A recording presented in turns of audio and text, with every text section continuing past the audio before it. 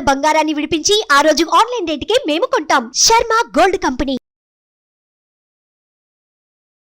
నమస్కారం. ప్రస్తుతం మనతో పాటు ఇస్కాన్ టెంపుల్ నుంచి ప్రణవానంద ప్రభుజీ ఉన్నారు. ప్రభుజీ నమస్కారం అండి. నమస్కారం అండి. ప్రభుజీ, రామాయణం గురించి మాట్లాడేటప్పుడు అండి, శ్రీరాముల వారు దేవుడే కదా, అంతమంది సైన్యం సహాయం ఎందుకు? లంకకు వెళ్ళి స్వయంగా ఆయనే సీతాదేవిని తీసుకొచ్చుకోవచ్చు కదా, అంతమంది సైన్యాన్ని ఎందుకు ఆయన వినియోగించుకున్నారు? ఇంత వానర సేన ఆయనకు అవసరమా? ఆయన పరమాత్ముడే కదా అని కొంతమంది సందేహం అడుగుతూ ఉన్నారు. ఈ ప్రశ్నకి మీ సమాధానం? రాముడికి మనం అవసరం లేదు, మనకి రాముడు అవసరం ఉంది.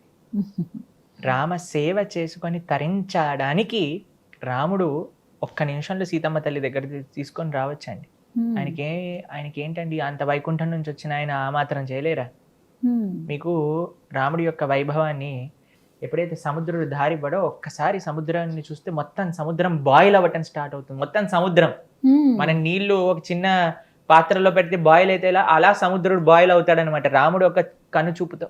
అమ్మో, అంతెందుకండి, రాముడు పరమాత్మగా రావణాసుడి యొక్క మనసులో కూడా హృదయంలో కూడా ఉన్నాడు కదా. ఆయన స్విచ్ ఆఫ్ చేస్తే ఒక్క నిమిషంలో ఢామ్ అని అక్కడే పడిపోయేవాడు రావణాసుడు. కాబట్టి ఎందుకు రాముడికి ఇంత ప్రయత్నం చేయటం ఎందుకు? ఇంత వానర సైన్యం కట్టి, ఆ వారధి కట్టి, రామభక్త హనుమ ఎగురుకుంటూ లంకకి వెళ్ళిపోయాడు, రాముడు మాత్రం వారధి కట్టి వెళ్ళాడు. ఎందుకంటారు అని ప్రశ్నించినప్పుడు స్వామి యొక్క ప్రేమ, స్వామి యొక్క కరుణ తనను ఆశ్రయించిన వాళ్ళందరినీ తన సేవలో వినియోగించి వాళ్ళు తరించడానికి, ఎలా తన యొక్క లీలలో ఎంత ప్రేమ, ఎంత ఎమోషన్స్. సీతమ్మ తల్లిని రావణాసుడు ఎత్తుకుపోయాక జటాయు ఏమనుకున్నాడండి, నాకు రాముడు చూడాలి అని జటాయు అనుకున్నాడు. చూడాలి అనుకోలేదు, నాకు సేవ ఎలాగైనా సరే సీతమ్మ తల్లిని కాపాడాలి. పిచ్చి పిచ్చి సెంటిమెంట్లు పెట్టుకోలేదు. ఇప్పుడు మారీచుడు చూసాడా, ఏమనుకున్నారు, ఈ రావణాసుడి చేతిలో చావటం కంటే రాముడి చేతిలో చావటం మేలు అని రాముడికి అపకారం చేశాడు. సీతమ్మ తల్లిని రాముడిని ఇద్దరిని కూడా విడదీశాడు మారీచుడు. కానీ జటాయు రాముని చూసినా చూడకపోయినా రావణాసుడి చేతిలో మరణించడానికి కూడా సిద్ధమయ్యాడు సీతారాముల్ని కలపడానికి. కాబట్టి వాళ్ళ యొక్క మనసులో ఉండే భక్తి ఎలా పనిచేస్తుందో చూడండి. భక్తి లేని వాడి సెంటిమెంట్లు ఇలా ఉంటాయన్నమాట.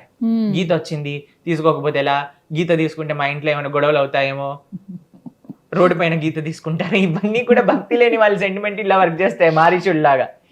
కానీ భక్తి ఉన్న వాళ్ళ సెంటిమెంట్ చూడండి. జటాయు అనుకున్నాడు, ఏదైతే నేను ప్రాణం పోతుందా పోనివ్వండి, కానీ సీతమ్మ తల్లిని నేను కాపాడుకుంటా. ఇది రాముడి యొక్క భక్తుల యొక్క క్వాలిటీ అన్నమాట. ఇప్పుడు హనుమ రామనామం అని చెప్పి జై శ్రీరామ్ అని దుంకేశారే, మొత్తం సముద్రాన్ని క్రాస్ చేసేసారా అంటే రాముడు పోలేడా? ఎందుకు వెళ్ళలేదు? ఎందుకంటే ఆయన తన యొక్క భక్తులందరినీ కూడా తన యొక్క సేవలో వినియోగించి అందరికీ కూడా, ఇప్పుడు రాముడు ఇలా దుంకేసి సీతమ్మ తల్లిని తీసుకొచ్చారు. రామసేతు నిర్మించాక కూడా మనం ప్రశ్నిస్తున్నాం రాముడు ఉన్నాడా లేదా అని. ఆయనతో రామసేతు లేకపోతే మన వాళ్ళు ఇంకెక్కడికి వెళ్తారు చెప్పండి. కాబట్టి ఆయనకు ఆధారాలు ఇవ్వడానికి, మనందరినీ కూడా కృప చేయించడానికి ఒక విధంగా ఇప్పుడు కూడా ధనుష్కోటి తీర్థమైంది. అక్కడికి వెళ్ళి ఇప్పటికీ కూడా మేము మీతో లాస్ట్ టైం ప్రస్తావన చేశానో లేదో, నేను అసలు ఇన్స్టాగ్రామ్ చూడనండి, కానీ మా వాళ్ళు చెప్తారనమాట, ప్రభుజీ చాలా మంది యూత్ ప్రశ్నలు అడుగుతూ ఉంటారు, మీరు ఇన్స్టాగ్రామ్ చూడండి అని చెప్తూ ఉంటారనమాట. అయితే సరే అని నేను ఏం చేస్తానంటే ఒక టైమర్ పెట్టుకుంటా, 5 నిమిషాలు పెట్టుకొని స్టాప్ వాచ్ పెట్టుకొని 5 minutes ఏం కమెంట్స్ ఉన్నాయా అని చూస్తానన్నమాట. తర్వాత నా మెసేజెస్ చెక్ చేస్తాను, ఎవరైనా ఆన్సర్ చేస్తాను. అయితే ఒక రీల్ పంపించారు. జనరల్గా నేను ఏ రీల్ ఓపెన్ చేయను, ఎందుకంటే అందులో ఏముంటుందో ఏంటో తెలియదు కాబట్టి.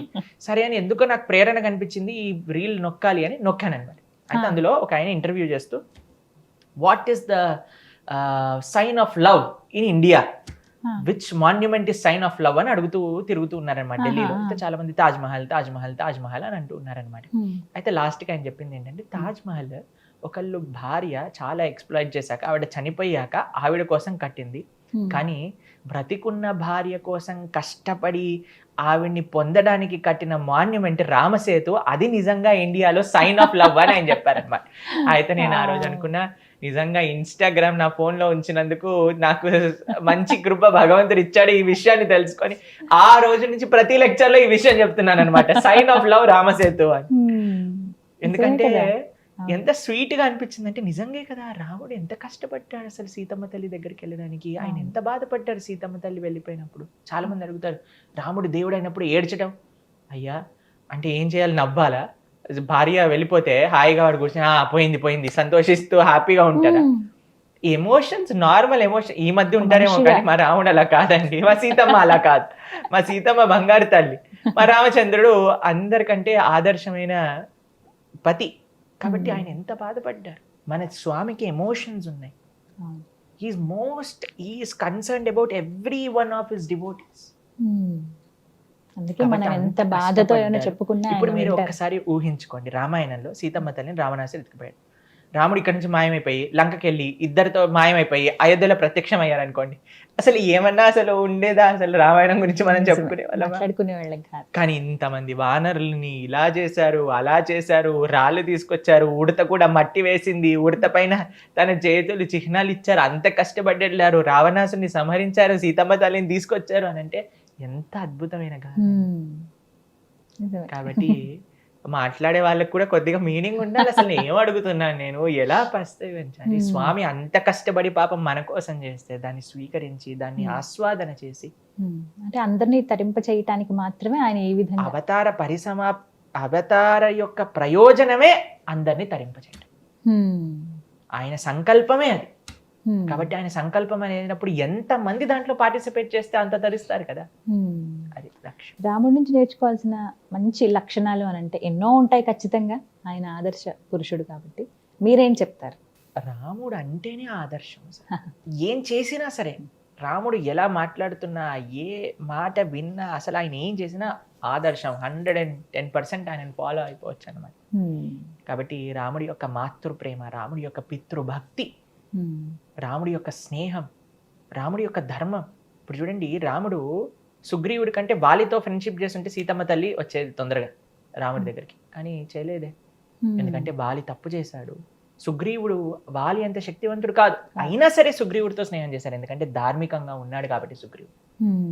కాబట్టి ఈరోజు జనాలలో వాలి యొక్క సక్సెస్ కోసం ఏ రాంగ్ పాత్ని చూస్ చేసుకోవడానికి కూడా వెనకాలట్లేదండి.